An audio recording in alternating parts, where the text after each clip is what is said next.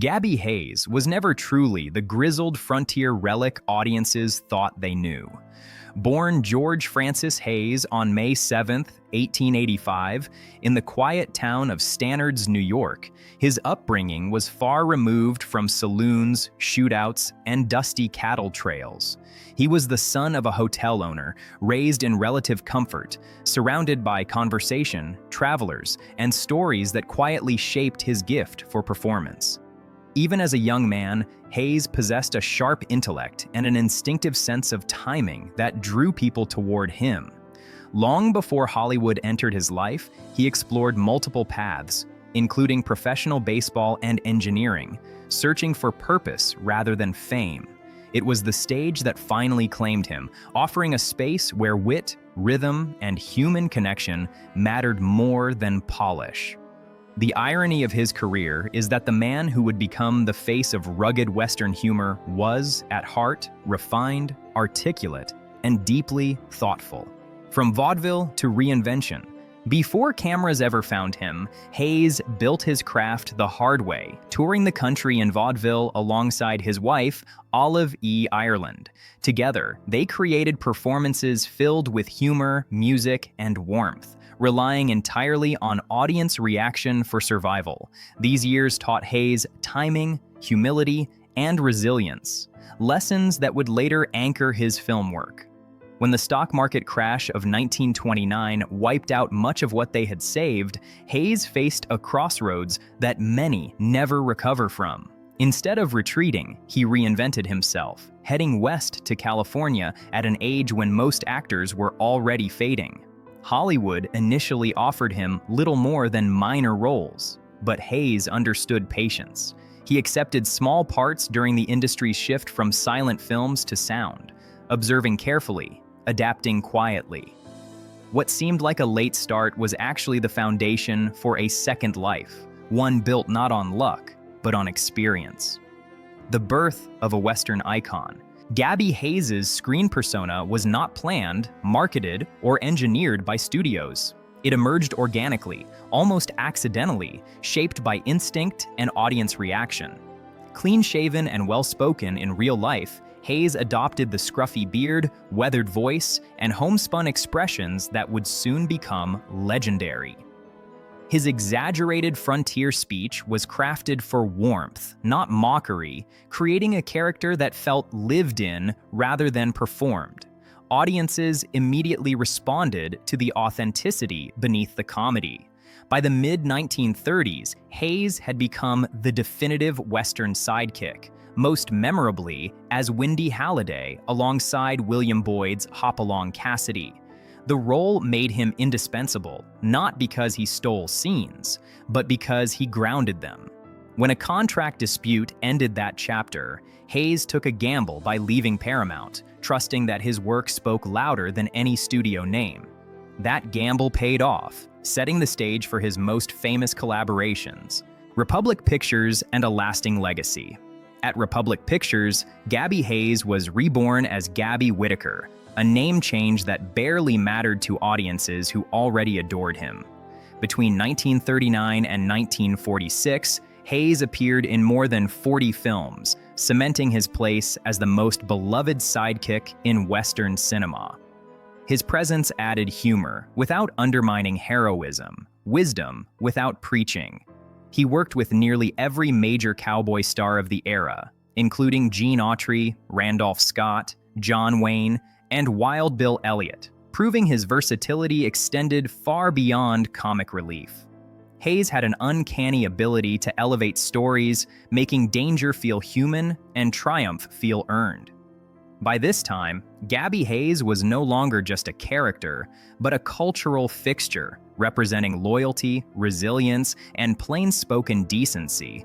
Yet of all his partnerships, one stood apart, not just for popularity, but for the genuine respect behind the scenes: his collaboration with Roy Rogers. Meeting Roy Rogers. When Gabby Hayes first worked with Roy Rogers, the contrast was immediately obvious. Rogers was the clean-cut singing cowboy, polished and heroic, while Hayes embodied rough edges and frontier grit. On screen, The contrast worked beautifully, creating balance rather than competition. Off-screen, Hayes later reflected that Rogers carried the same decency into real life that audiences saw on film. According to Hayes, Roy Rogers was sincere, disciplined, and deeply respectful of everyone on set, regardless of status. Their chemistry was not manufactured. It grew naturally through shared long days, difficult shoots, and mutual understanding of their roles. Hayes admired Rogers' ability to lead without ego, to uplift a crew simply by remaining positive. What made their partnership special was not perfection, but trust. Each man understood his role in telling stories that mattered to families seeking hope during uncertain times. Creative differences and mutual respect. Despite their harmony, Hayes never pretended the collaboration was without disagreement. He openly acknowledged moments where he questioned scripts or pacing, especially as studios leaned into music-heavy storytelling. Roy Rogers, Hayes recalled, always understood the audience better than anyone, gently reminding him that children needed joy as much as action. These differences never became divisions. Instead, they strengthened the partnership, grounding it in honesty. Hayes credited Rogers with teaching him patience and perspective, while he believed his own rough humor added texture to Roy's polished heroism. Their working relationship reflected something rare in Hollywood: creative debate without bitterness. Hayes never felt overshadowed, nor did Rogers ever diminish his contribution. Together, they created a formula that felt timeless, one that reassured audiences that goodness could exist without being naive, and strength could be gentle without being weak. More than movies. As Hayes grew older, he increasingly viewed their films as something larger than entertainment. He believed they offered reassurance during difficult decades when audiences needed heroes they could trust. He often said that Roy Rogers represented a moral center, someone families could admire without hesitation. Hayes took pride in having stood beside that image, adding humor and humanity without cynicism. Even after leaving the Roy Rogers series, he spoke of Rogers with gratitude, never resentment. Hayes believed that true stars revealed themselves not through fame, but through consistency of character. In his view, Rogers never changed. He treated everyone the same, from camera operators to ranch hands, and that consistency earned Hayes' lifelong respect. Looking back, Hayes considered those years not as peak career moments, but as contributions to a shared cultural memory that still resonated decades later. Life after the spotlight. After the death of his beloved wife Olive in 1957, Gabby Hayes retreated from public life, settling quietly at his ranch near Toluca Lake. Olive had been his partner in every sense, managing finances, guiding decisions, and providing emotional stability throughout decades of uncertainty.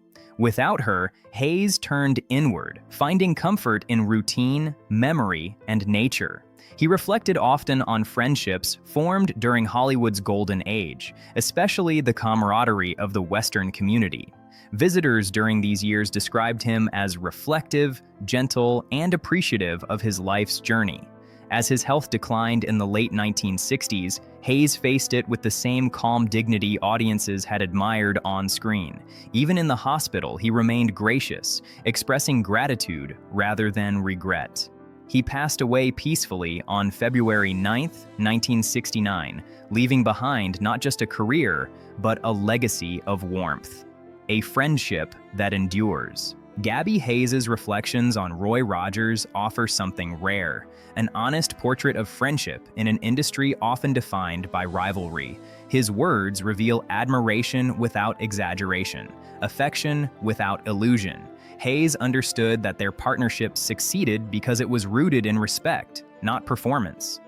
Long after both men had passed, their films continue to resonate, not because of spectacle, but because they reflect values audiences still crave: loyalty, kindness, humor, and integrity.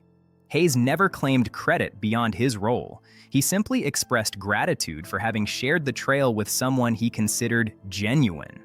In doing so, he gave fans a final gift, a reminder that behind the legends were real people who chose decency over ego.